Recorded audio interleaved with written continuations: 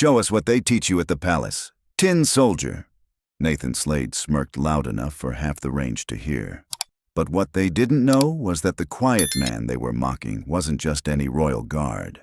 He was Reid Marlow, former SAS sniper with more confirmed kills than most squads combined. And when he finally took that shot, the entire Yorkshire countryside went dead silent. Before we reveal what happened next, smash that like button and drop a comment telling us where you're watching from today. Now, let's get into it. The Yorkshire countryside has this particular smell in early spring. Chalk dust mixing with diesel fumes from the access road, cut grass still damp from morning dew, and that crisp bite of air that makes your lungs wake up whether you want them to or not. The Horsesby Range Club sat tucked between rolling hills like it had grown there naturally. All weathered stone and corrugated metal that had seen decades of rifle smoke and rain. This wasn't your typical weekend shooting gallery. No plastic targets shaped like zombies. No rental counters hawking overpriced ammo. Just serious marksmen with serious rifles. The kind of place where conversations happened in murmurs and everyone knew everyone's business without asking. The car park told the story. Battered Land Rovers with mud-caked wheel wells, estate cars with discreet gun cases visible through rear windows, and not a single vehicle that looked like it cared about impressing anyone. Reid Marlow stepped out of his gray Honda like he was getting out to buy groceries. Mid-40s, average height, the kind of compact build that came from years of carrying heavy kit rather than gym sessions. His clothes were unremarkable. Dark jeans, plain black windbreaker, worn leather boots that had obviously walked more miles than most people drove in a year. The only thing that might have caught your eye was how he carried himself. Not stiff like a soldier on parade, but with that economy of movement that comes from being very, very good at staying alive. He signed in at the clubhouse without small talk, nodded to the range officer, a grizzled XS sergeant who'd seen enough shooters to spot the real ones at 50 paces, and quietly claimed lane 8, while other marksmen were already unpacking tactical cases full of carbon fiber and titanium. Reid simply laid out a canvas rifle wrap that looked older than some of the shooters present. What emerged was a thing of beauty if you knew what you were looking at. The L-42, A1, Britain's answer to precision shooting when men like Reid were crawling through poppy fields and mountain passes most people couldn't pronounce. Wood stock worn smooth by countless hands, iron sights that had never needed batteries or adjustments, and metal that had that particular patina of something built to last generations rather than impress civilians. Reid assembled it with the same care other men reserved for family heirlooms, checking the bolt action once before laying it gently on the bench rest. Then he did something that would have seemed odd to anyone watching. He just sat there, didn't fidget with equipment, didn't practice dry firing, just opened a steel thermos, poured tea into the cap, and watched the range flags flutter in the distance. Meanwhile, the center lanes were already buzzing with activity. Nathan Slade had arrived like he owned the place. Ex-Royal Marine by his own telling, now running some tactical training outfit that was heavy on YouTube videos and merchandise. Big shoulders, bigger mouth, and a custom rifle that probably cost more than most people's cars. The kind of man who turned every conversation into a chance to mention something vaguely military he'd done in some vaguely dangerous place. "Right then, lads," Slade announced to no one in particular, unzipping a case that could have housed a small piano. "Time to show these weekend warriors what proper fieldcraft looks like." His rifle was a work of art if your taste ran toward intimidation. Matte, black everything. Scope that belonged on a telescope, bipod, suppressor, and enough tactical accessories to stock a small armory. He set it up with theatrical precision, making sure everyone could see the custom engravings and manufacturer logos. That's when he spotted Reid. "Well, well," Slade chuckled, his voice carrying across 3 lanes. "Looks like someone's grandfather brought his war trophy." A few of the younger shooters glanced over and snickered. Reid didn't react, just sipped his tea and continued watching the wind patterns downrange like he was reading a book. This lack of response seemed to irritate Slade more than any comeback would have. He was the kind of man who fed on attention the way engines feed on petrol, and being ignored was like running on an empty tank. "Tell me, mate," Slade called out louder now, "do they actually let you fire that thing, or is it just for the museum display?" More laughter from the peanut gallery. Reid kept watching the flags. But at the end of the bench line, an older man in a worn, waxed jacket looked up from his own rifle case. Gray beard, steady hands that had obviously held more than target rifles, and eyes that missed nothing. He watched Reid for a long moment, then shifted his gaze to Slade with something that might have been concern, because he'd seen this before. The loud mouth picking on the quiet professional, and he knew how it usually ended. Slade was hitting his stride now. 3 perfect shots at 400 meters with his space-age equipment, each impact announced with a sharp ping of steel and a satisfied grunt. The small crowd around him was growing. Younger shooters drawn by the combination of expensive gear and easy confidence. He worked the crowd like a performer, explaining wind calculations and ballistic coefficients with the air of a man who'd never met a technical detail he couldn't turn into a story about his own expertise. "Of course it helps when you've done this for real," he said, cycling the bolt with unnecessary flair, not just standing around looking pretty for tourists. Another glance toward Reid, who still hadn't touched his rifle, still hadn't reacted to any of the commentary, just sat there like a man waiting for a bus that would arrive exactly when it was supposed to. "I mean," Slade continued, playing to his audience, "fair play to the ceremonial lads. Takes discipline to stand still for hours. But this," he gestured toward his smoking barrel, "this takes a different kind of training altogether." One of the younger shooters, couldn't have been older than 25, piped up. "Is he actually one of those guards with the funny hats? Has to be." Another replied, "Look at him. Probably polishes his boots 3 times a day." The laughter was getting more pointed now, less nervous. Slade had successfully turned Reid into the butt of a joke that was writing itself. The quiet man with the old rifle who didn't know he was outclassed. But the gay bearded veteran wasn't laughing. He'd closed his own rifle case and was watching the scene with the expression of a man watching someone walk toward thin ice. Not worried exactly. Just anticipating. Because Reid's stillness wasn't the stillness of a man being ignored. It was the stillness of a man choosing his moment. After nailing another cluster at 500 meters, Slade decided it was time to make his point more directly.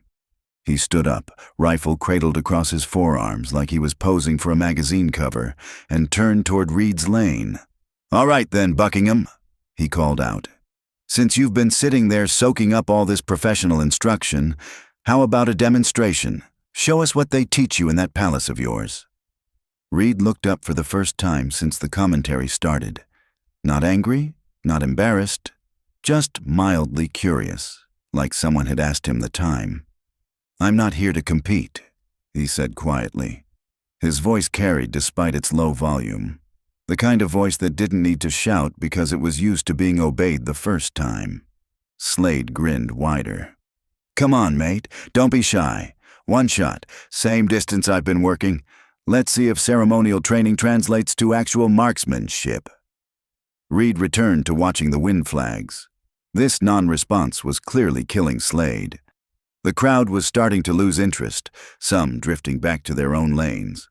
Nothing deflated a showman quite like being ignored. And Slade could feel his audience slipping away. "Tell you what," he pressed, voice getting sharper. "I'll even let you use a proper scope. Can't have you missing because your museum piece doesn't have any real sights." Still nothing from Reid. The gray-bearded man finally stood up and walked closer, positioning himself where he could see both shooters clearly. His movement was casual, but there was something in his posture that suggested he was getting ready for something. Slade tried one more time. "Look, I get it. Must be intimidating being around actual operators after years of standing around for selfies. But come on, even the palace guard must have done some basic rifle training." Yeah. That's when Reid finally moved. He stood up slowly, checked his rifle's chamber with practice efficiency, and stepped toward the firing line. "1 shot," he said, not looking at Slade. 700 meters, iron sights. The casual conversation at nearby benches died away. Suddenly, everyone was paying attention again. But the mood had shifted. This didn't feel like entertainment anymore. It felt like something serious was about to happen. Reid moved into prone position with the kind of fluid economy that comes from muscle memory carved by necessity. No wasted motion, no adjustment. Just one smooth transition from standing to firing position that looked like it had been done 10,000 times in places where getting it wrong meant more than embarrassment. He settled the rifle into his shoulder, checked the wind flags one more time, and went absolutely still. The range officer called out, 700-meter target is active, steel silhouette. Reid didn't acknowledge him, didn't shift position, just lay there like he'd grown from the ground itself, breathing in a rhythm so controlled it was barely visible. Slade leaned forward, squinting downrange through his scope. Can't even see the bloody target without optics, he muttered to someone nearby. This should be interesting. But the gray-bearded veteran was watching Reid with a different expression entirely. Recognition. And something that might have been concern, not for Reid, but for everyone else who was about to learn something they weren't ready for. Reid exhaled once, slow and controlled. The rifle cracked, a single clean report that seemed to cut through the Yorkshire air like a blade. Half a second later, the distant steel sang out, a perfect ringing note that echoed off the hills behind the range, dead center. For a moment, nobody moved. Nobody spoke. Even the wind seemed to pause like the whole countryside was holding its breath. The range officer raised his binoculars, adjusted the focus, looked again. Direct hit, he said finally. Center mass 700 meters iron sights. Reid stood up, cleared his rifle with one smooth motion, and walked back to his bench like nothing had happened. He sat down, poured another cup of tea, and resumed watching the wind flags. Slade's jaw was hanging open. The crowd around him had gone completely silent. That's when the gray-bearded veteran stepped forward and spoke loud enough for everyone to hear. "Reid Marlow," he said, nodding toward the quiet man with the teacup. "2 SAS recce troop, 4 tours, more confirmed kills than most squadrons combined. That shot you just saw, that's him taking it easy." The silence stretched longer. Then someone whispered, "Jesus Christ."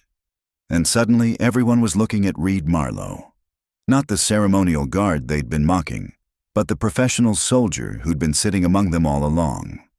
Slade's expensive rifle suddenly looked very ordinary indeed. The atmosphere on the range had changed like weather before a storm. The easy banter died away, replaced by something heavier. Slade stood frozen by his bench, his high-tech rifle suddenly looking less impressive and more compensatory. Around him, the small crowd that had gathered to watch the show was dispersing quietly, some avoiding eye contact, others stealing glances at Reid like they were seeing him for the first time, which, in a way, they were. Reid finished his tea without hurry, rinsed the cup with water from his thermos, and began breaking down the L-42A1 with the same methodical care he'd shown assembling it. Each component was cleaned, checked, and fitted into the canvas wrap with the kind of attention you give to something that's kept you alive. A young lad, maybe 19, 20 at most, approached the bench hesitantly. He had that eager look of someone who just realized he'd been in the presence of something rare and wasn't sure how to handle it. "Sir," he said quietly, that is, would you mind if I asked about the rifle?" Reid looked up, not unfriendly, just assessing. "What about it? It's an L-42, isn't it? From the 70s. I've read about them, but never seen one fired." The boy's voice was respectful now, none of the earlier mockery. "How do you range with iron sights at that distance?" Reid considered the question seriously. "You don't range, you know. Wind, distance, drop. It's all muscle memory after a while, like driving a car without thinking about the pedals." He paused and then added, "Of course helps when you've had proper training and proper motivation to get it right." The implication hung in the air unspoken, In the field, missing wasn't just embarrassing. It was fatal. More shooters were drifting over now, drawn by curiosity and something approaching reverence. Not the celebrity worship that had surrounded Slade earlier, but the quiet respect professionals show each other when rank and ego get stripped away. An older man with rifle club patches on his jacket cleared his throat. "Mind me asking what unit you were with, sir?" 22 SAS, Reid replied simply. "Recce troop mainly. Some other things that aren't worth discussing." The gray-bearded veteran who'd identified him earlier stepped closer. "M. Henderson," he introduced himself. "3 para back in the day.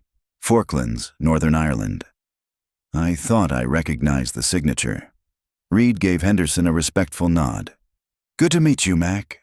Around them, the younger shooters were still buzzing about Reid's shot. 1 round, iron sights, cold barrel, shifting wind, 700 meters on a field range, a shot that meant mission success, or body bags. Their fancy scopes suddenly felt like toys. Slade, who'd mocked Reid's ceremonial uniform earlier, finally walked over, voice lower now. "I didn't know about your background. What I said about palace duty, I was out of line." Reid shrugged. "You saw the uniform and drew conclusions. Happens all the time." "So you're still serving? With the guards?" Slade asked. "Royal Guard is a posting, not a demotion," Reid said. "Infantry, paras, marines, special forces, we rotate in. The ceremony's just the visible part." Henderson nodded. "People think it's all pomp. Don't realize those lads are operational soldiers, trusted with live rounds around heads of state. You don't get posted to palace duty by looking pretty," Reid added. "You get there by being the kind of soldier they can trust." Silence settled over the group as that sank in. Later, at his car, the young shooter who'd first asked about the rifle approached.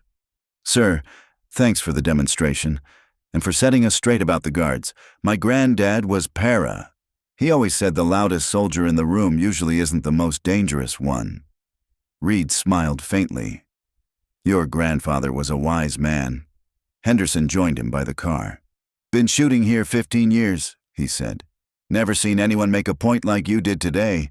Half those lads will go home thinking differently about service and real competence." Reid closed the boot. Peaceful countryside or palace gates. It didn't matter. Real professionals didn't need to advertise. Their work spoke for them.